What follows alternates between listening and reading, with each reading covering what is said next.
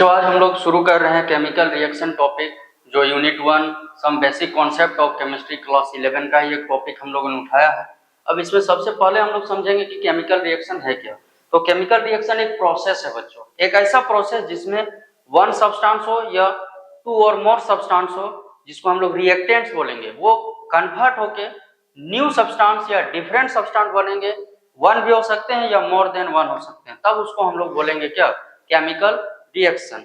इसको हम लोग किस तरह रिप्रेजेंट करेंगे, तो केमिकल रिएक्शन को रिप्रेजेंट केमिकल इक्वेशन से करते हैं। तो इसको अगर हम लोग एग्जांपल में देखना चाहें तो वो इस टाइप से होंगे केमिकल रिएक्शंस।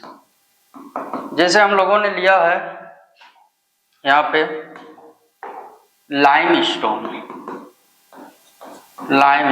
चूना पत्थर बोलते हैं इसको। ये जब हीट करते हैं इसको, लाइमस्टोन को, इसको हीट किया जाता है। ये जो ट्रायंगल का साइन है वो हीट का है, तो ये क्या बनेगा, ये बनेगा लाइम प्लस कार्बन डाइऑक्साइड बनेगा। यहाँ देखिए ये वन सब्सटेंस है और ये कन्वर्ट हो गया टू सब्सटेंस में, मोर भी हो सकते हैं। अगर हम लोग आयरन सल्फेट लेते हैं तो 3 बनता है। अब हम लोग दूसरा एक एग्जांपल लेते हैं, हाइड्रोजन प्लस ऑक्सीजन। ये दोनों आपस में रिएक्शन करेगा तो बन जाएगा वाटर। देखिए इसका कभी कभी स्टेट दिखा सकते हैं आप कि हाइड्रोजन आपका गैसियस स्टेट में होता है, यह भी आपका गैसियस है और ये लिक्विड है। ये आपका गैस रहता है, ये आपका सॉलिड है, यह भी सॉलिड है। इसको दिखा सकते हैं हम लोग। तो यहाँ पे देखिए, यहाँ पे कितने सब्सटेंस है, 2 है और प्रोडक्ट सिंगल बना है। ये साइड जितने होंगे एरो के इस पार, इसको हम लोग बोलेंगे प्रोडक्ट्स। ये सब प्रोडक्ट्स होंगे और इधर वाले होंगे, इसको हम लोग कहेंगे रिएक्टेंट्स। तो रिएक्टेंट्स और प्रोडक्ट्स आप लोग क्लियर हो गया। और केमिकल रिएक्शन भी हम लोग समझ गए कि जिसमें वन और मोर सब्सटेंस होंगे और कन्वर्ट होके वन और मोर डिफरेंट सब्सटेंस बनेंगे। जो रिएक्शन में क्या बोलते हैं, रिएक्शन में पार्टिसिपेट करेंगे रिएक्शन में, उसको बोलेंगे रिएक्टेंट्स, और जो फॉर्म करेंगे उसको हम लोग बोलेंगे प्रोडक्ट्स। अब केमिकल इक्वेशन क्या है, तो जो यहाँ पे एलिमेंट्स भाग लेंगे या कंपाउंड्स भाग लेंगे, उसके बदले हम उसका क्या करेंगे, सिंबल और केमिकल फॉर्मूला का यूज करेंगे, तब उसको हम लोग बोलेंगे केमिकल इक्वेशन।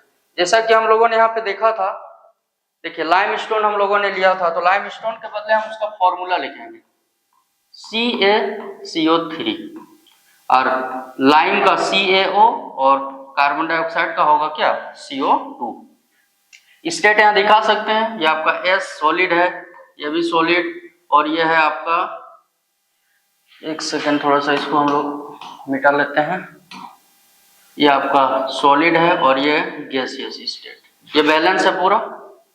ये हाइड्रोजन गैसियस में था, फिर ऑक्सीजन ये भी गैसियस था, दोनों मिलने से वाटर बन गया, जो कौन सा फॉर्म में है, लिक्विड में। तो इसको बैलेंस के लिए यहाँ पे 2 लगेगा, इसमें क्या लगेगा 2। तो देखिए ये इक्वेशन वो केमिकल इक्वेशन, और वो जो हम लोग वर्ड फॉर्म में लिखे थे, जनरली हम बार बार वर्ड नहीं इस्तेमाल करते हैं, इसलिए हम केमिकल रिएक्शन जहां भी हम लोग एग्जांपल देंगे तो केमिकल इक्वेशन का हम लोग हेल्प लेंगे। देखिए यहाँ 2 इसलिए लिखा गया है, इसका एटॉमिसिटी 2 होता है। ये सब फॉर्मूला आप लोग क्लास 10th 11 ये 10 9 में आप लोग पढ़ चुके हैं। अब देखिए कुछ सिंबल है जिसका हम लोग यूज बार बार करेंगे यहाँ पे केमिकल इक्वेशन को लिखने के समय।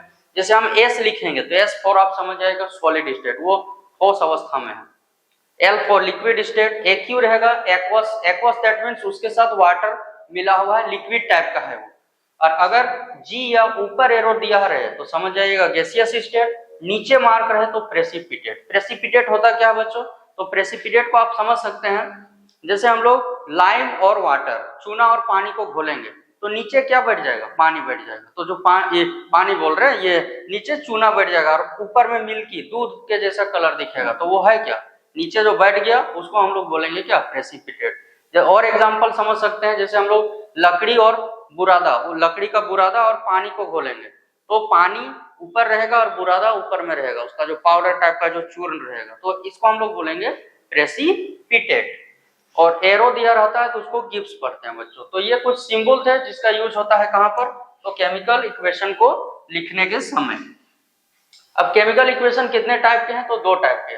दो टाइप कौन, एक बैलेंस्ड और दूसरा अनबैलेंस्ड। बैलेंस किसको बोलते हैं, तो वैसा इक्वेशन जिसमें रिएक्टेंट और प्रोडक्ट में जो जो एलिमेंट भाग लेंगे उसका जो नंबर होगा वो क्या रहेगा, सेम रहेगा। जैसे डेफिनेशन में आप देख रहे हैं कि an equation in which all the elements of reactant and products are same in number, number में क्या होंगे, सेम होंगे। जैसे देखिए इसका हम लोग एक एग्जांपल लेते हैं, जैसे H2 प्लस O2 गिब्स लिखेंगे तो H2O। अब देखिए यहाँ बैलेंस नहीं है ये, इसका अगर हम लोग नंबर देखें तो देखिए ये 2 है, ये भी 2 है, लेकिन हाइड्रोजन यहाँ 2 है, इधर ऑक्सीजन 1 है, तो यहाँ पे हम लोग हाइड्रोजन बराबर है, ऑक्सीजन को बैलेंस करने के लिए 2 लगाते हैं। अब ये 2 नंबर जो है इसका भी हो जाता है, इससे भी इंटू हो जाएगा, इसलिए यहाँ पे 2 लगेगा, तो ये हो गया बैलेंस। इस टाइप से आप दे सकते हैं। जैसे हम लोग लेते हैं एक इक्वेशन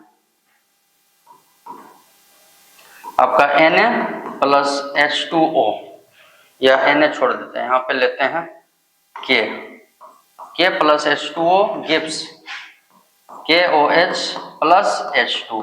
अब देखिए ये जो K है सिंगल इसलिए लिखे कि जितना मेटल होता है उसका एटोमिसिटी 1 होता है, तो देखिए ये बैलेंस नहीं होगा, यहाँ 2 है इधर 3 है, तो यहाँ पे 2 ले लेंगे और यहाँ पे 2 ले लेंगे, यहाँ पे 2, तो ये बैलेंस हो जाएगा। तो ये इक्वेशन हो गया कौन सा इक्वेशन, बैलेंस केमिकल इक्वेशन।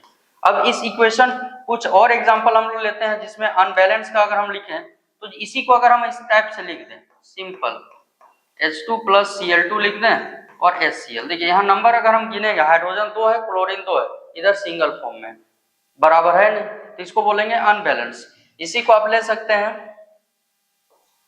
जैसे हम लोग ले लेते हैं इधर Na प्लस H2O गिब्स होगा तो बन जाएगा NaOH प्लस H2। तो ये जो इक्वेशन है ये कैसा है, ये आपका है अनबैलेंस, नंबर बराबर नहीं है। देखिए हाइड्रोजन 2 है, यहाँ 1 और 2 कितने हैं, 3 है, तो ये अनबैलेंस केमिकल इक्वेशन हुआ। अब हम लोग को अगला स्लाइड में पढ़ना है बच्चों कि कैसे हम इसको बैलेंस करेंगे, या आप लोग थोड़ा सा 10 में पढ़े थे उसी को हम लोग री कर रहे हैं, फिर हम लोग अगला टॉपिक की ओर बढ़ जाएंगे। तो देखिए यहाँ पे हम लोग इसको लिखेंगे, सबसे पहले इसको लिखेंगे जो आप हीट एंड ट्रायल मेथड का यूज करना है हम लोग को बच्चों। तो हीट एंड ट्रायल मेथड के लिए सबसे पहले हम लोग को इसके आगे बॉक्स लगाना है, रेक्टेंगुलर हम लोग यहाँ पे बॉक्स लगा देते हैं पहले। उसके बाद इसको हम लोग इधर लिखते थे क्या, एलिमेंट्स, इधर लिखते थे एलिमेंट्स, या कह सकते हैं कि name of elements, name of elements इधर होता था। इसके बाद एक कॉलम था LHS का, फिर एक कॉलम था RHS का। अब देखिए यहाँ पे जितने एलिमेंट्स पार्टिसिपेट हुए हैं उसका हम लोग नेमिंग करेंगे, हाइड्रोजन है, दूसरा ऑक्सीजन, फिर इसमें इसका नंबर लिखते थे। देखिए हाइड्रोजन 2, इधर ऑक्सीजन 2, इधर हाइड्रोजन 2, ऑक्सीजन 1। अब देखिए यहाँ बैलेंस करने के लिए हम लोग मल्टीप्लाई का हम लोग यूज करते थे। गौर कीजिए यहाँ पे 1 है, इसको 2 से मल्टीप्लाई करेंगे, तो ये जो 2 से मल्टीप्लाई किए हम लोग, ये 2 कहाँ लिखेंगे, ऑक्सीजन के सीधा, और कहाँ पे, RHS में। और याद कीजिए बॉक्स के हम लोग लेफ्ट साइड में लिखते थे, तो ये नंबर यहाँ पे लिख देंगे। अब ये जो नंबर लिखे इसके अंदर जितने एलिमेंट्स होंगे वो सारे नंबर से ये मल्टीप्लाई होगा, तो यहाँ पे सिर्फ हाइड्रोजन है वो भी 2 से मल्टीप्लाई हो गया। तो देखिए हाइड्रोजन हो गया 2 2 जब 4, यहाँ भी हम लोग को 2 से लिख देना होगा। कौन साइड में लिखे, LHS में, यहाँ पे लिख देंगे। यही जो जो नंबर यहाँ बैलेंस किए उस नंबर को यहाँ पे हम लोग लिख देंगे। सेम उसी प्रकार इसको हम लोग लिखेंगे, देखिए इसको भी हम लोग उसी टाइप से लिखेंगे, एकदम बहुत आसान तरीके से आपको समझ में आ जाएगी कि इस प्रकार हम इसको बैलेंस करेंगे। फर्स्ट में हम उसी टाइप का इसमें भी रेक्टेंगुलर बॉक्स लगाएंगे। देखिए बॉक्स लगाने के बाद यहाँ पे लिखेंगे नेम ऑफ एलिमेंट्स,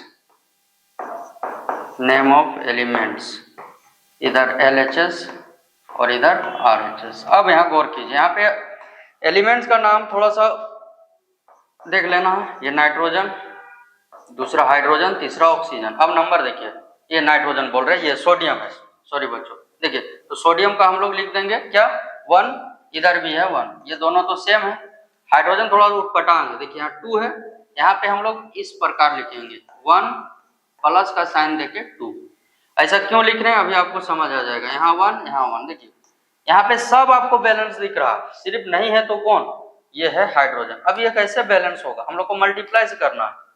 अगर हम देखिए अभी हमको नहीं पता, अगर हम यहाँ 2 से मल्टीप्लाई करते तो देखिए 2 2 जब 4 और 1 5, अब 2 का टेबल में से कोई टेबल ही नहीं जिसमें 5 है, तो इससे हम लोग ये वाला हम लोग का गलत हो जाएगा।